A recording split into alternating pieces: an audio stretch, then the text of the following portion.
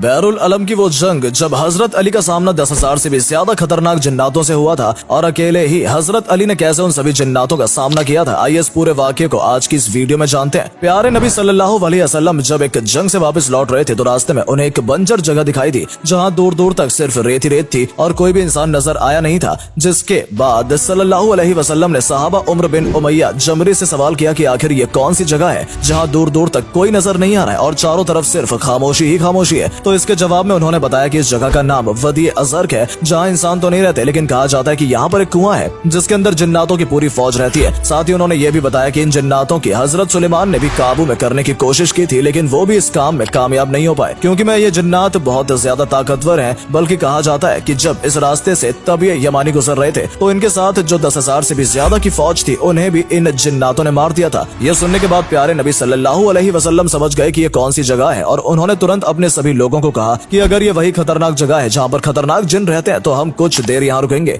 और इतना ही नहीं, नबी ने अपने एक सहाबा को कहा कि तुम 10 लोगों के साथ उस कुएं की तरफ जाओगे और वहाँ से पानी निकाल कर लाओगे। अब क्योंकि सल्लल्लाहु अलैहि वसल्लम का हुक्म था तो इसे कोई भी इनकार नहीं कर सकता था, इसलिए 10 लोग कुएं के पास पहुंचे और उन्होंने जैसे बाल्टी कुएं के अंदर डाली तो उस कुएं में से एक जिन बाहर निकला और उसने इतनी तेज से चिल्लाना और आवाज करना शुरू किया कि चारों तरफ आग लगनी शुरू हो गई और जमीन भी थरथराने लगी। ये देखने के बाद सभी सहाबा थोड़े सहमे थे और उनमें से एक सहाबा शहीद भी हो गए। इसके बाद जिब्राइल अलैहिस्सलाम नाजिल हुए और उन्होंने प्यारे नबी सल्लल्लाहु अलैहि वसल्लम से कहा कि उन जिन्नातों से मुकाबला कर पाना कोई आसान काम नहीं है, इसलिए आप अली इब्न तालिब को उस कुएं के पास भेजिए क्योंकि वही है जो इन खतरनाक जिन्नातों का मुकाबला कर सकते हैं। ये सुनने के बाद प्यारे नबी सल्लल्लाहु अलैहि वसल्लम ने हजरत अली को उस कुएं के पास भेजा और साथ ही अल्लाह से दुआ मांगनी शुरू कर दी कि अल्लाह जैसे तुमने हर बार हजरत अली को हर मुसीबत के वक्त में कामयाबी दी है, इस बार भी उन्हें कामयाबी अता फरमाए। जब हजरत अली जैसे उस कुएं के पास पहुंचे तो फिर से वही जिन इस कुएं से बाहर निकला और तेज चिल्लाने लगा, जिसकी वजह से एक बार फिर चारों तरफ आग लगनी शुरू हो गई और जमीन थरथराने लगी। लेकिन हजरत अली ये सब देखकर बिल्कुल भी नहीं डरे और उन्होंने जिनसे कहा कि मैं अली इब्न तालिब हूँ। यह सुनने के बाद जिन ने हजरत अली के ऊपर जोरदार हमला किया, लेकिन हजरत अली बहादुर थे ही। इसके अलावा उनकी बहादुरी को और भी ज्यादा जो चीज बढ़ाती थी वो थी उनकी तलवार, जिसे जुल्फिकार के नाम से जाना जाता है। जिन ने जैसे ही उनके ऊपर हमला किया, हजरत अली ने अपनी तलवार से उस हमले का मुंह तोड़ जवाब दिया और जिन के 2 टुकड़े कर दिए। अब यह देखकर बाकी के सभी जिन बहुत ज्यादा गुस्से में आ गए और कुएं से आग के गोले निकालने शुरू कर दिए।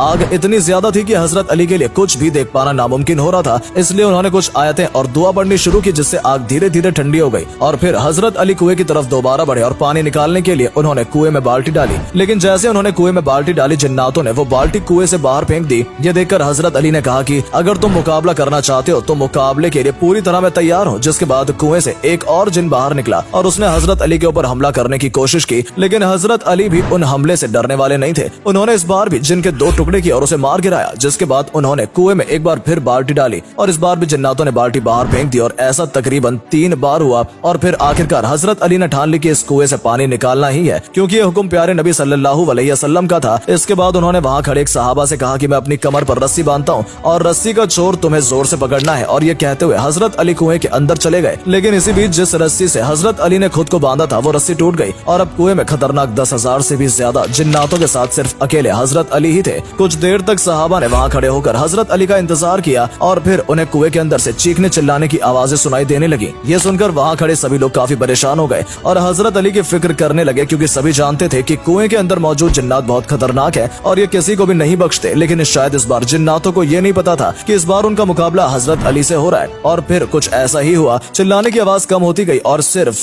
कुएं से एक आवाज गूंजने लगी कि या अली रहम करो और हमें बख्श दो। जिसके जवाब में हजरत अली कह रहे थे कि अगर तुम रहम चाहते हो तो कलमा पढ़ लो और इस्लाम कबूल कर लो। इसके बाद वहाँ मौजूद तकरीबन 10,000 से भी ज्यादा जिन्नातों का कत्ल अकेले हजरत अली ने कर दिया और जो बचे हुए जिन्नात थे उन्होंने इस्लाम कबूल कर लिया। इसके बाद कुएं में एक रस्सी डाली गई और उस रस्सी के जरिए हजरत अली ऊपर आए। दोस्तों, कुएं में मौजूद उन जिन्नातों में से एक जिन्नात जिसका नाम अर्गवान साहिब था, उसे उन सभी जिन्नातों का सरदार बना दिया गया और उसका नाम बदलकर जाफर कर दिया गया। और अल्लाह की शान देखिए, जो जिन्नात पहले ईमान से भटका हुआ था वही जिन्नात जब इमाम हुसैन करबला में लड़ाई लड़ रहे थे तो उनकी मदद के लिए वहाँ गया था। दरअसल जब हजरत अली ने जाफर जिन्नात को कलमा पढ़ाकर मुसलमान बनाया था और वहाँ मौजूद सभी जिन्नात का सरदार बना दिया था तो वो इस बात से काफी खुश हुआ था। लेकिन तभी उसे खबर मिली कि करबला के मैदान में हजरत अली के प्यारे बेटे इमाम हुसैन को दुश्मनों ने चारों तरफ से घेर लिया है। और जैसे उसे ये खबर सुनी वो तुरंत करबला के लिए रवाना हो गया ताकि वो इमाम हुसैन की मदद कर सके। लेकिन जैसे वो करबला के मैदान में पहुंचा, उसकी मुलाकात इमाम हुसैन से हुई तो उन्होंने जाफर जिन की मदद लेने से साफ इनकार कर दिया और उन्होंने कहा कि मैं अपने करीबी लोगों को शहीद होते हुए देख चुका हूँ और मुझे ये समझ में आ गया कि मुझे अपने नाना सल्लल्लाहु अलैहि अलैहि वसल्लम के दीन के लिए ये कुर्बानी देनी होगी। जिसके बाद जाफर जिन वहां से चला गया क्योंकि वो मदद तो करना चाहता था,